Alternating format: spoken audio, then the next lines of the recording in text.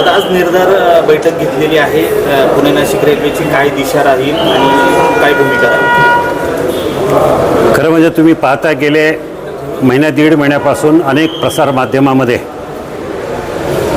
Pune Nashik railway हा एक चर्चेचा मुद्दा बनवत गेला आहे. विशेष करून 15-20 दिवसापूर्वी लोकसभेमध्ये येथील स्थानिक खासदारानं लोकसभेमध्ये प्रश्न विचारला. त्या प्रश्नाला उत्तर देताना रेल्वे मंत्री अश्विन यांनी स्पष्ट सांगितलं की नारायणगाव, जुन्नर, आंबेगाव ह्या परिसरामधून रेल्वे जाणार नाही. त्याऐवजी ती हडपसर मार्गे नगरला जाणार आहे. आणि म्हणून लोक सगळे जागे झाले. लोकांच्या मनामध्ये कुठेतरी संताप आहे की ह्या भागातूनच रेल्वे गेली पाहिजे, ह्या भागातूनच शेतकऱ्यांना न्याय मिळाला पाहिजे, ह्या भागातल्या मेगा इंडस्ट्रीला न्याय मिळाला पाहिजे आणि त्यासाठी रेल्वे पुन्हा ह्या मार्गातूनच झाली पाहिजे. मूळ संकल्पना जुन्नर, आंबेगाव, खेड हे 3 तालुके केंद्रित धरूनच मी हा रेल्वे मार्ग सुचवला होता. मी हा रेल्वे मार्ग प्रपोज केला होता, त्याची मागणी केली होती. आणि म्हणून त्याला 15 वर्ष तपश्चर्या करून, 15 वर्ष मेहनत करून त्याला सुरेश प्रभूने अंतिम मंजुरी दिली. मंजूर झाला, पैसे पडले, भूसंपादन चालू झालं आणि अचानक हा रेल्वे मार्ग बदलण्यात आला. त्याला कारण सांगण्यात आलं GMRTचं. खरं म्हणजे मला एक प्रश्न विचारावासा वाटतो, GMRT गेले 15 वर्ष काय झोपेत होती का? रेल्वे प्रशासन 15 वर्ष काय झोपेत होतं का? त्यावेळेला त्यांना कळायला पाहिजे होतं की इथून रेल्वे जाती आहे, मग आपण काहीतरी बोललं पाहिजे. ते काही बोलले नाही. आता त्यांना कुठेतरी जाग आली. तरीसुद्धा तांत्रिकदृष्ट्या मी सगळी त्यांची माहिती घेतली. त्यांच्या वैज्ञानिकांशी बोललो, अनेक सायंटिफिक ॲडवायझर आहेत त्यांच्याशी बोललो आणि त्यांनी सांगितलं की खोडदला जे मेन सेंटर आहे त्या सेंटरपासून 10 किलोमीटर तुम्ही दूरवर हा प्रकल्प जर हलवला तर आम्हाला त्याचं कुठलंही ऑब्जेक्शन नाही. तर सेंटर नव्हे तर अँटेना. तर त्या भागातल्या अँटेना जर पाहिल्या तर आपल्या पूर्व भागातच आहे. म्हणून आपण पश्चिम भागातून हा प्रकल्प जर नेला म्हणजे सातगाव पठार मार्गे इकडं आला मंचर, बोरेवाडी, मंचरवरून सरळ नांदूर, म्हाळुंगे, पडवळ आणि म्हाळुंगे पडवळपासून ओझर आणि नंतर आळेफाटा असा जर प्रकल्प नेला तर ओझरलासुद्धा लोकांना एक त्याचा फायदा होईल. जुन्नर तालुक्यातला व्यापक भाग तिथं समावेश होईल आणि हा मार्ग फायद्यात राहील. पुढं मग संगमनेरसुद्धा एक महत्त्वाचं ठिकाण आहे. ते संगमनेरसुद्धा या रेल्वे मार्गानं जोडलं गेलं पाहिजे.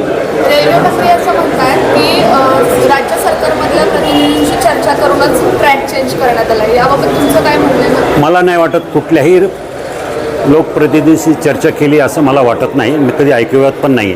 अशी कुठली चर्चा केली नाही, ना सरकारबरोबर केली.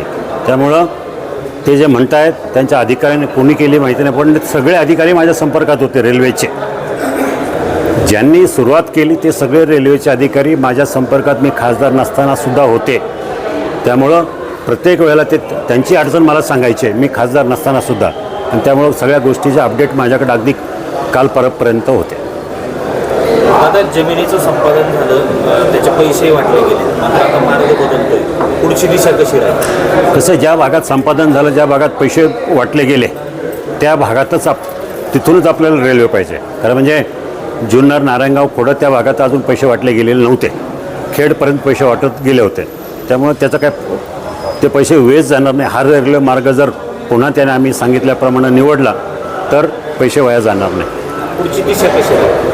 पुढची दिशा तुम्हाला सगळ्यांना सांगितल्याप्रमाणे राज्य सरकारचे मुख्यमंत्री असतील, दोन्ही उपमुख्यमंत्री, वळसे पाटील, मी आणि काही प्रमुख नेत्यांना घेऊन त्यांच्याबरोबर आमचं हे प्रपोजल प्रेझेंटेशन त्यांना देणार आहोत. कसा प्रकल्प किफायतशीर राहील, GMRTला कशी अडचण निर्माण होणार नाही आणि संगमनेर भागातून त्या परिसरातून गेल्यानंतर कसा या रेल्वे प्रकल्प यशस्वी राहील हे त्यांना समजून सांगू.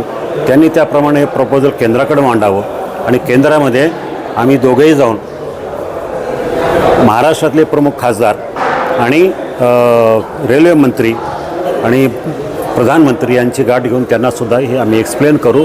आम्ही त्यांना विनंती करू की हाच मार्ग निवडला पाहिजे की जेणेकरून शेतकऱ्यांना न्याय मिळेल, जेणेकरून आपल्या भागातल्या MIDCला न्याय मिळेल. एका बाजूला आपण सांगतो 1,00,000-1,50,000 कोटी रुपयाचा रेव्हेन्यू प्रत्येक वर्षी उद्योग क्षेत्रातून राज्य सरकारला मिळतो आहे, केंद्र सरकारला मिळतो आहे.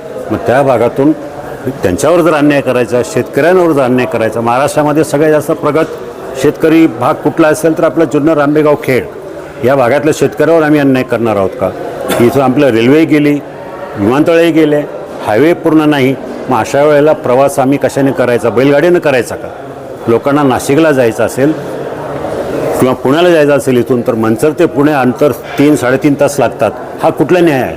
सगळ्यात जास्त प्रगत भाग महाराष्ट्रातला जो आहे तो आमचा भाग आहे आणि आमच्या भागात जर सरकार असा अन्याय करत असेल तर आम्हाला तीव्र आंदोलन करण्याशिवाय पर्याय राहणार नाही. आम्ही बघणार नाही आम्ही सत्तेत आहोत की विरोधी पक्षात आहोत. आम्हाला लोकांशी देणं घेणं आहे आणि लोकांच्या प्रश्नासाठी जे वाटेल ते करायला लागलं ते आम्ही नक्की करू.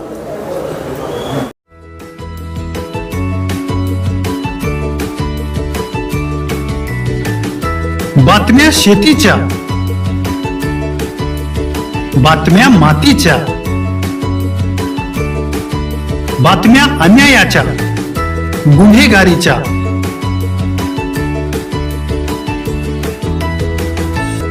राजकारणाच्या आणि समाजकारणाच्या, शोषणाविरुद्ध बुलंद आवाज, जनसामान्यांच्या हुंकाराची गाज, सत्कार्याला प्रोत्साहन, दुष्कृत्याला अनुशासन, निर्भीड, निस्पृह, सडेतोड, बेधडक आणि रोखटोक म्हणजेच विघ्नहर टाइम्स. शोध बातमीचा, ध्यास सत्याचा. आपलं चॅनल, आपली बातमी. सबस्क्राईब तर कराच, पण बेल आयकॉनवर क्लिक करायलाही विसरू नका.